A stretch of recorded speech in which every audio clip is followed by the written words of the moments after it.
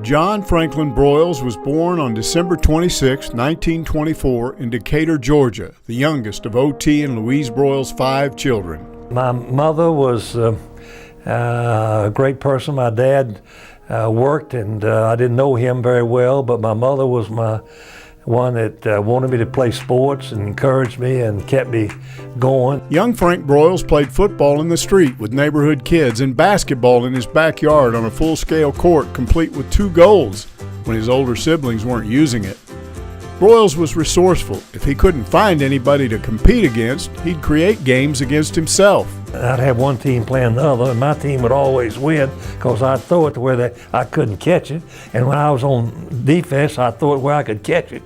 So I played baseball game after baseball game by myself, taking a tennis ball, throwing it up against the house, and playing a 9-inning game. Decatur had 2 high schools, one for boys and one for girls, separated by a common gymnasium. Broyles and his buddies would stand near the sidewalk before school and watch the girls on their way to class.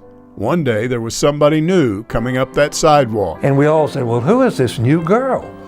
Well, she's a new girl, moved to town. Her name is Barbara Day. So I called her knowing that she had a date with Roy Brown on December the 15th of this is 1941. So I called her to get on the good side and ask her for a date just to kind of get to know her. She accepted and canceled a date with Roy Brown.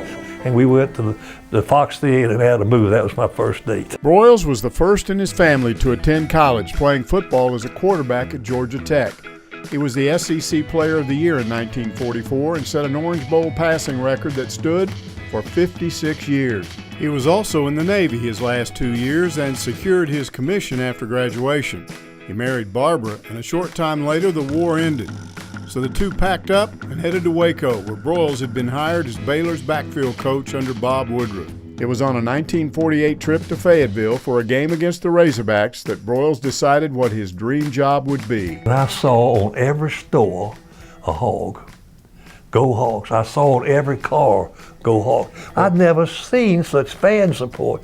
Hogs everywhere. I said, that's a job I want. And it was a job he got in December of 1957. In the decade of the 60s, Arkansas won 5 Southwest Conference titles and finished second 3 times, won a national championship, and came within a few points of winning 2 more.